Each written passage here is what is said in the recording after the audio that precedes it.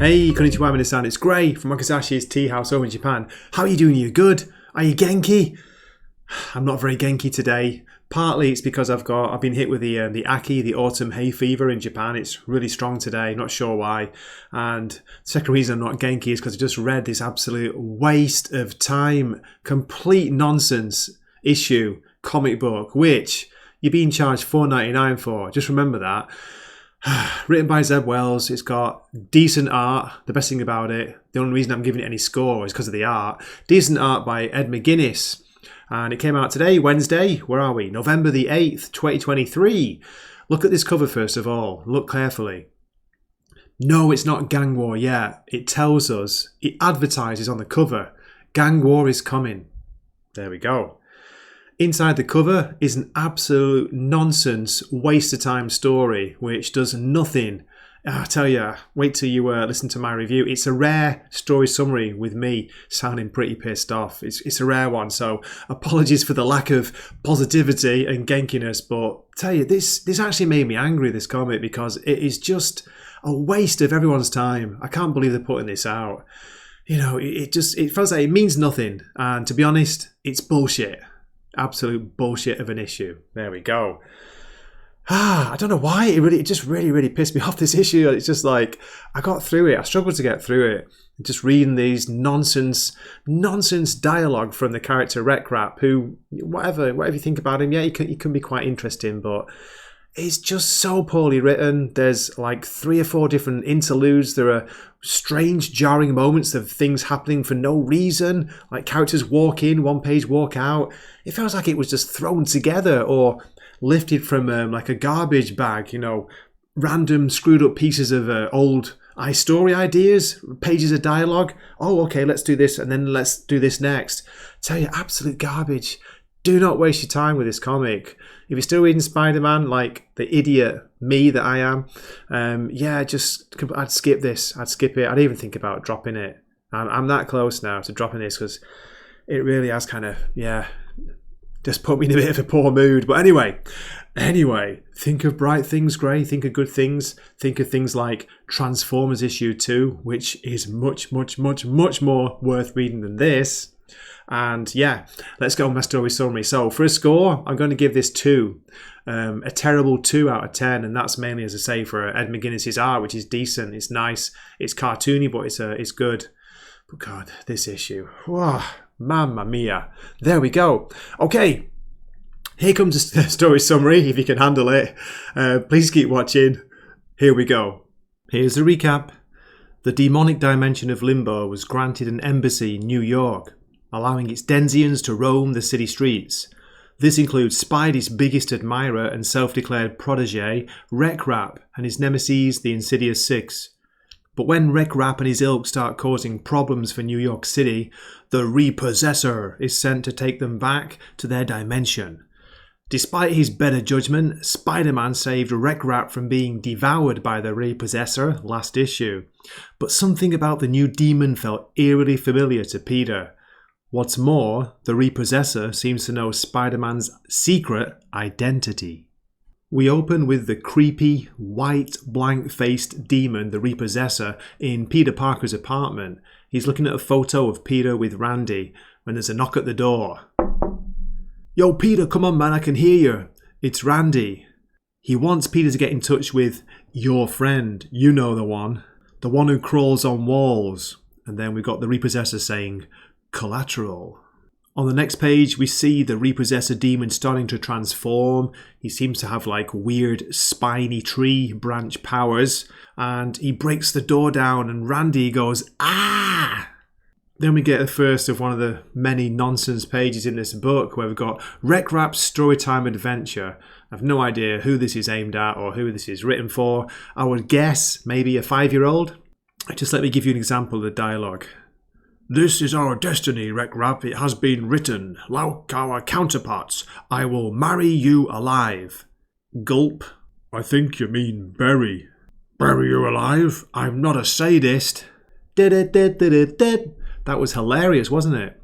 And then we get stuff like this. He's talking about the net that has captured Rek-Rap. It's made to contain the strength of 10 tuners. I say tuna I'm from Britain. Tunas, 10 tunas. But guess what? Spider-Man size weirdo like Rek-Rap has got the power of 13 tunas. Again, isn't that funny? And then we get this great line from Rek-Rap. Apparently this is his tagline, his his ditty. It's wanging time. No!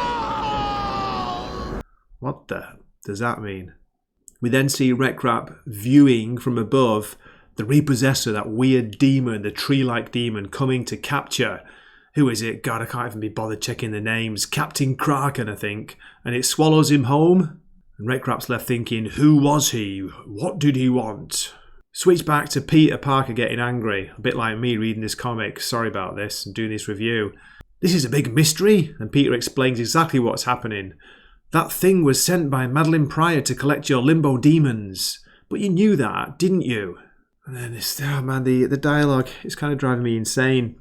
Rek-Rap replies, Elementary, my dear Pete man. I knew when I told you the whole story, you'd agree that there are bigger things afoot. Can you see? His foot is on the table. For the answer, tune into next episode of Rek-Rap, Storytime Adventure. Or better still, take this book and throw it down the toilet. Okay, then we get another Storytime Adventure interlude. Oh man. Okay, here's the weird demon, the Repossessor, and we got Rek-Rap in the background following him. Rek-Rap calls apartment buildings people boxes. And then when Peter guesses that's what he means, he says, Bingalinga-dingo. No comment. Rek-Rap hears a struggle inside, then heavy footsteps plodding downstairs. He turned into a little guy, but he wasn't going to shake this little lamb's tail. I mean, come on, what is he talking about here? It's meant to be goofy, zany fun, yeah, I get that, but it is a bloody chore to read. I tracked him to a triangle above a people box. Oh, you mean the attic in Queens? To that, we get this witty reply. Bing bading and buckle your tummy strap, big believer. Oh, it's like, no, that's enough. I've had enough. So anyway, just let me show you the pages. So much going on in the attic. There's a flash of light. Wow, I wonder what. Could he be like transporting the demon he's caught back to the limbo, back to the dimension of hell? Then we get a completely random scene of Norman Osborn bursting in Peter Parker's apartment while he's talking to Rek-Rap. Norman's furious about something. Bit like me reading the comic, innit? What in the name of Almighty God have you brought into my place of business? Do you know what, Norman? I'm asking the same thing right now. To this, Rek-Rap replies, squeezed to meet ya. I tell you, I can't read it, I'm sorry. Then, suddenly we're in limbo, and here's the Repossessor talking to Madeline Pryor. She asks why he hasn't brought Rek-Rap by now. How long must she wait? Not long. He's made a friend. I always find them through a friend.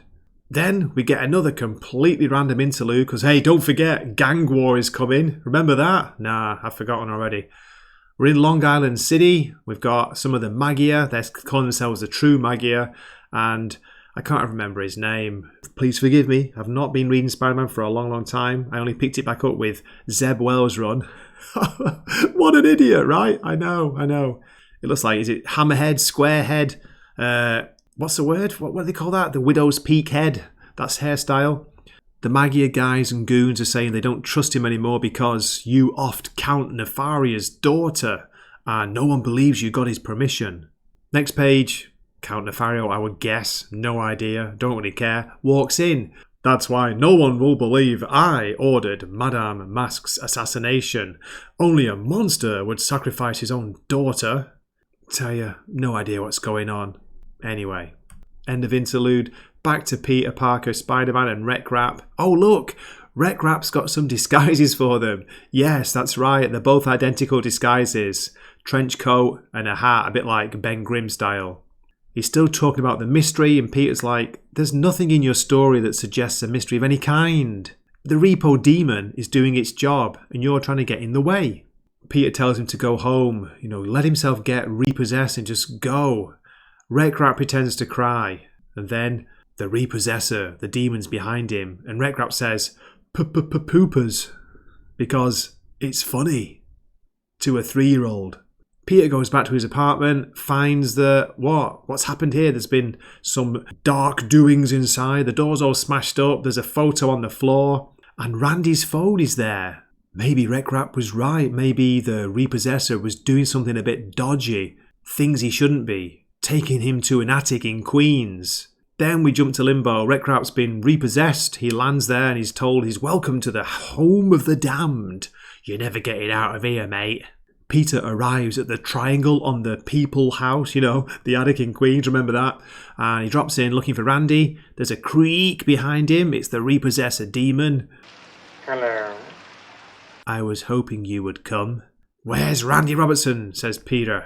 And the Repossessor replies, no, the question is, what is Randy Robertson? He is your collateral. You owe me a great debt. And then he swallows Peter. To be continued. That's it for this absolute nonsense piece of garbage comic book. And there you have it. I won't ask if you enjoyed that. I apologise for the rather negative comments and stuff, but what a waste of time that was.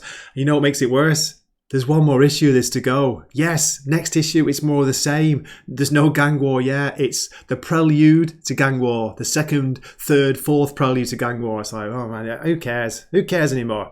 Anyway, I had a quick skip ahead. So this next issue in 2 weeks' time, usually, isn't it? Is $4.99 as well. And guess what?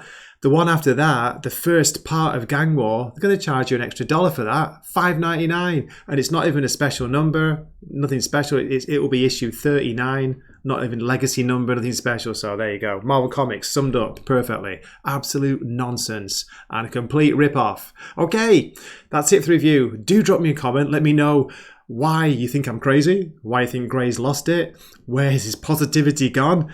Tell me why I'm wrong about this comic. Show me what was good about it. And I'm open to listening. I'm open to listening to you. And I hope to see you in a future video. This has been Gray from Wakizashi's Teahouse, signing off, all bunged up for the night. Matane.